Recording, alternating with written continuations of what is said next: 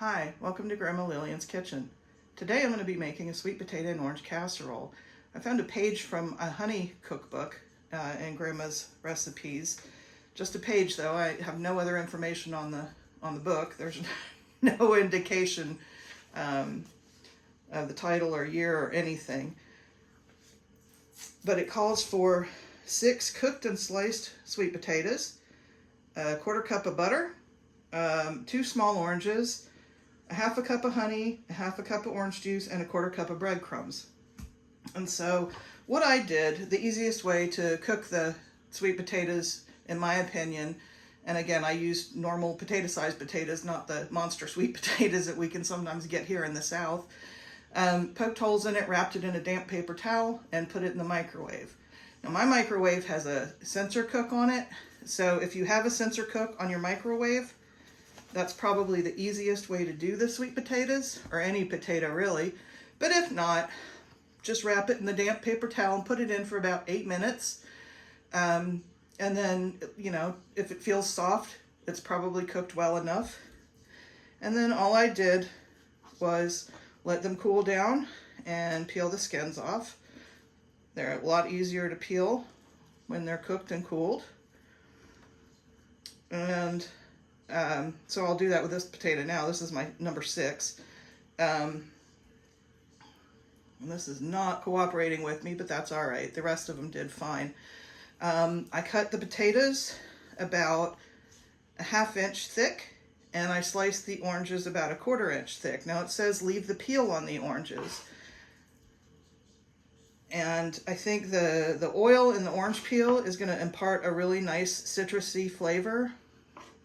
But the oranges that I used were California oranges.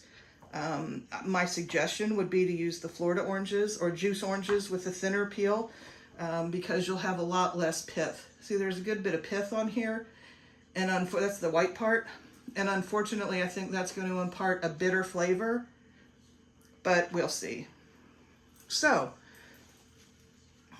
I'm using a 8 by 11.5 greased Pyrex dish, and I'm going to put down a layer of potatoes. Oops. Now, I love sweet potatoes, but I am not a fan of the sweet potato casserole that a lot of people do with the brown sugar and the marshmallows. I don't so much mind it with the brown sugar, and a little bit of toasted marshmallows aren't bad. But when it gets, I don't know, it's a sugar overload. Anyway, so you put down a layer of sweet potatoes, and you put down a layer of oranges. And again, the oranges, you leave the peel on, and I cut them about a 1/4 inch thick. And then for the butter, it calls for a 1/4 cup, which is a 1/2 stick. So I cut it in pats, and the last, so I'll just put the pats of butter down. I have about 12 here, I think, is what I got. So I'll just put 6 down on each layer. Oh, my butter melted and stuck to itself. All right. Then on top, repeat this arrangement of sweet potatoes and orange slices. So I'll do that again. Probably going to have to pack some more sweet potatoes in there, because I definitely have more sweet potatoes than I'm going to have casserole space, and that's all right. I can turn them into something else. I did do 6 potatoes, and they were all about the size of the one that I peeled at the beginning. So they're all just normal potato size. So I'll pack these in a little tighter. I'm going to have leftover, and that's going to be perfectly fine with me. All right. That's okay. Let's see. I'll stick one more over here. All right. And now put another layer of oranges, and I'm going to mush it down a little bit to kind of keep it from pouring over the top of the casserole dish. Oop. All right, well, let's said 2 small oranges, and I had just used normal, average size oranges. That's okay. We will make that work. So I'll put the last 6 pats of butter on. What I did do out of that 4 tablespoons of butter, though, I took a half a tablespoon and mixed it in with the breadcrumbs, because it says,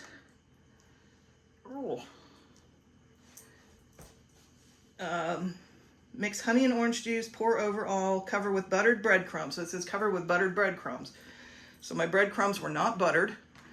So I took about a half of a tablespoon, melted it or softened it, mixed it in with the breadcrumbs, and then that'll go on top. So this is a half a cup of orange juice and a half a cup of honey. And we're just going to pour that over the entire thing. And I did have to soften the honey. I don't know what it is, but every time I bring honey into this house, within a week of opening the jar, it just crystallizes. So, all right, now we've got the orange juice and honey mixture in there, and now the buttered breadcrumbs. I'm just going to sprinkle on the top. And this was a 1/4 cup of breadcrumbs again, and a half a tablespoon of butter, just mixed together. And once I get this on there, what we're going to do is put a piece of foil over top and put it in a 375-degree oven for 30 minutes. At the 20-minute mark, I'm going to take the foil off to let the breadcrumbs toast a little bit for the last 10 minutes. And then we'll give the casserole a try. Again, I do think that just the pith on these are very thick, and so it might make it a little bitter. So try and get some juice oranges, the thin skin juice oranges, if you're going to try this. All right, now they're covered, and I'm going to stick them in a 375-degree oven for 30 minutes. I'll see you soon. All right, I'm back. We've got the casserole out of the oven.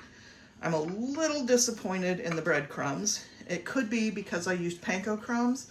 I wouldn't suggest that. I would suggest regular plain breadcrumbs and butter them. I think I would also, for this size casserole dish, I'd probably go with a half a cup instead of a 1/4 cup, and maybe a little more butter in them, because I got no browning on this. You can see there's no browning. There is still a good bit of liquid in the bottom. So what we're going to do is go ahead and take a little bit out and give it a try. It smells wonderful though. So we will see. Ooh, this is going to be fun. We're going to see how it is not serving up well either. All right. Must be the layers of the orange. We're just going to go with that. So, because you pre-cook the potatoes, they're nice and soft. I might give it a little longer in the oven if you use a thicker rind orange, because this rind is still a little firm. And one thing I did forget to mention, you absolutely want to wash your oranges too. When you're prepping your potatoes, make sure you wash the skins of your orange. I would give them a good little wash with a scrubby and some soap and water too, because you never know what's on them. But we're going to go ahead and try this.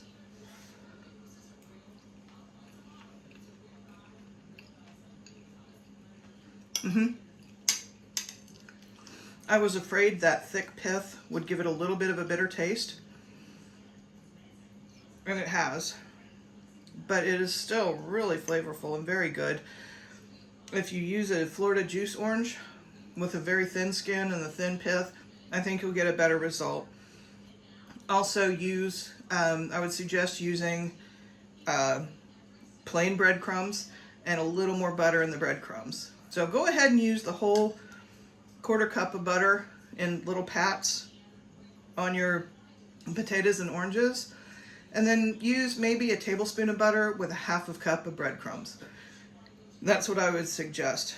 But overall, it has a very nice flavor. It's completely different than your sweet potatoes and brown sugar and walnuts and marshmallows, although that's still good. But this is something different, and it's very, very tasty.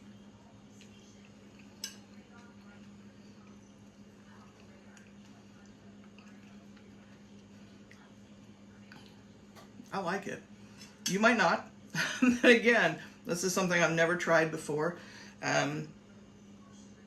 So go ahead, give it a try. You might enjoy it too. I'll see you next time. Thanks. Bye-bye.